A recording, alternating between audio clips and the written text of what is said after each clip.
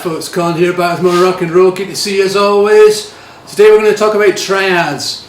Much discussed, much misunderstood, but hopefully I'm going to make it all sort of click into place for you today. I'm going to do it over a number of videos. It's not going to take too long, just a few weeks, but I'm going to put it in context of actual songs that you might know, and then it will start to make sense and it will instantly be possible to use this information in your playing. So what I was doing there, I was using a D shape. Now the D chord we all know and love. We normally play it from the 4th string up, but if you just play it from the 3rd string up, that is a triad. Clues in the title, triad means three notes. So when you're playing the D shape, the root of the D chord is the note of D, which is the 3rd fret of the B string. So that's the note that we're kind of interested in. Above that, on the high E string, you've got the F sharp, which is the 3rd, and below it on the 2nd fret of the G string, you've got the note of A. That is the 5th of the chord or the triad of D. It's 5 intervals above D. D, E, F sharp, G, A. So because that note there is the root, if we move that up 2 frets and we're just playing those 3 notes, we've now got an E major triad. Now because the 5th's on the bottom, that's the note of B, we call this the 2nd inversion. So what I was doing before, I was playing a G. So that note, 8th fret on the B string, is the note of G. So that is a D shape G chord triad, if you know what I mean. 2nd inversion. And all I was doing is playing that G, move it back 2 frets, that becomes an F chord. That's the note of F. Up 2 frets, it's G again.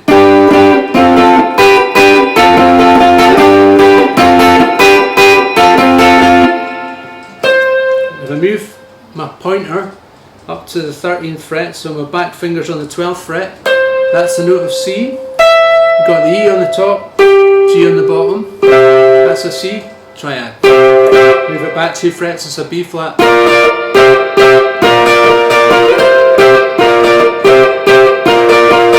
And what I'm doing is I'm using these triads to create kind of chord stabs. So I suppose it's sort of replicating the effect of horn sections if you're in a big band.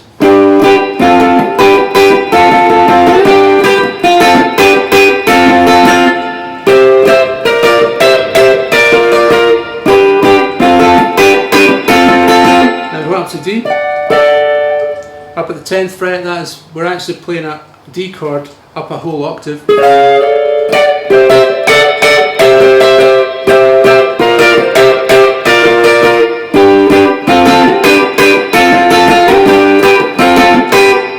So it just shows you, using that one little shape, you can actually make music just like a one shape by moving the triad up the fretboard, and it actually changes into different chords.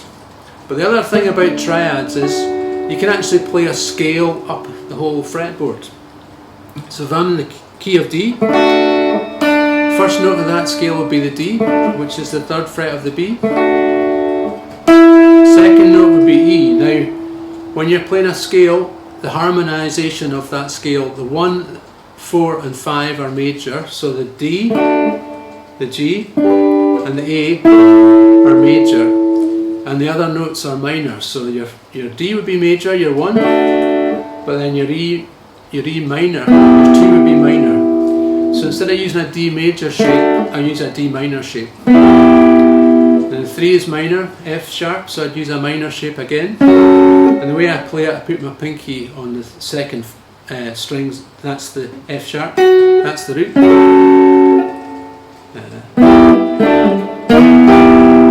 So just by doing that,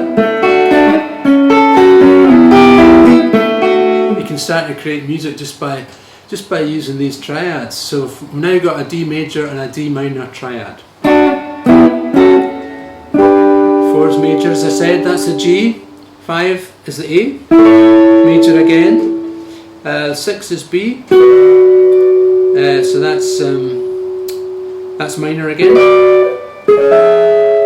I've got a C sharp for the 7th, but instead of playing a diminished, I'm just going to play it as a minor again, and then back to the 1. That's your major, D shape major, but now we're up a whole octave, we're at the 14th fret. So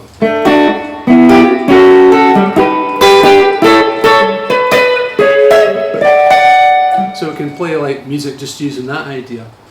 So I'm just going to look at the top 3 strings today. So that's the D shape, and we've made a little bit of music out of that.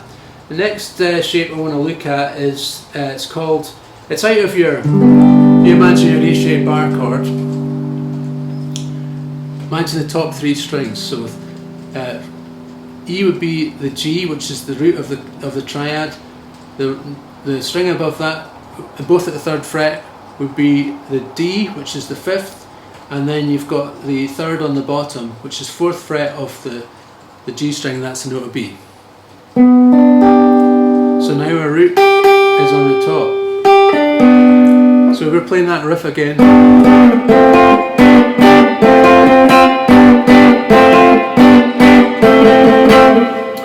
There we go, like that. Now you hear this. You hear this in rockabilly quite a lot. It's a when we take that note. So imagine in the key of A. Top 3 strings of that A chord would be 6 on the G, 5 on the B, and 5 on the top E.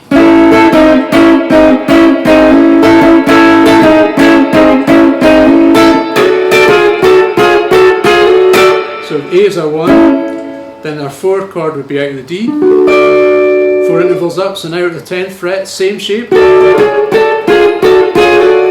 Back to the 1 chord.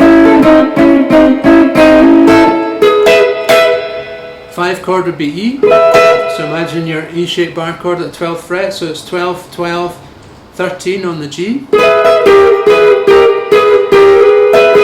Down 2 frets, and you're over the D.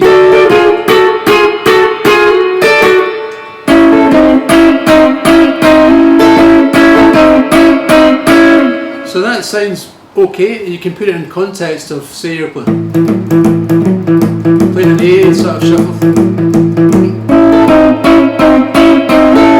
D shuffle,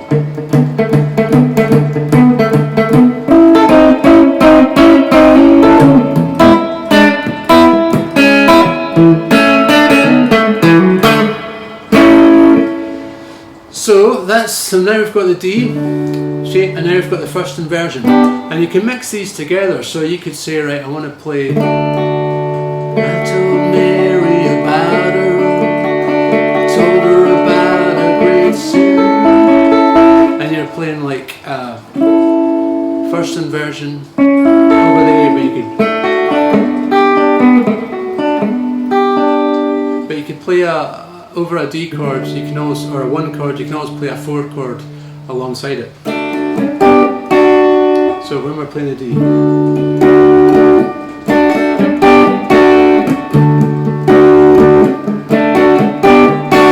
I told Mary about her, I told her about a great sin. Mary cried and forgave me, Mary took me back again. So you get the idea. So you can play, you can use these triads sort of in conjunction with each other. So instead of going up to the, when we did the up to the 4 chord, we can play the 4 chord by playing the G down here. So D, 1, 4, 5, 4, A, G, D, G, A, G, D. And again, so we're doing a scale, so that's our major is the 1, so the minor, the 2 would be minor. So that'd be 7, 7, 7 at the top. 3 would be minor again. 4 would be major, 5 major, 6 minor, 7, back to 1, major. So a good song which uses the ideas of these triads that we've just been looking at is Not Fade Away by Buddy Holly.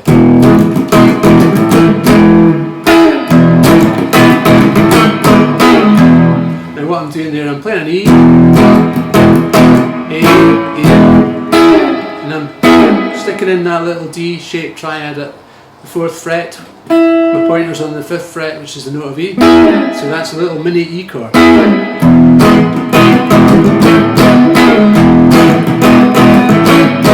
And I'm gonna say how it's gonna be, and that's an E, to D to A, so you could play that first inversion, so 5, 5, 6, and then we're 5 on the top, then 7, 7, back to A, E,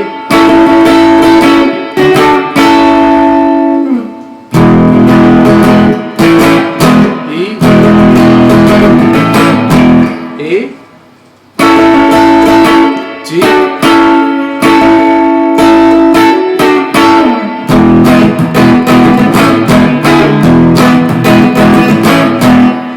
now you don't have to look too hard to find lots of examples of rockabilly songs which use these triads. So I'm going to go into more detail next week. I'm going to talk a bit more about double stops and arpeggios, and once you get the kind of hang of it in terms of how this all works, and remember you've got major and you've got minor, so you're major, minor, and then major, minor. I don't know if I covered that one. So that's 7, 7, 5. So that's your D major. So then it's 9, 8, 7 is minor.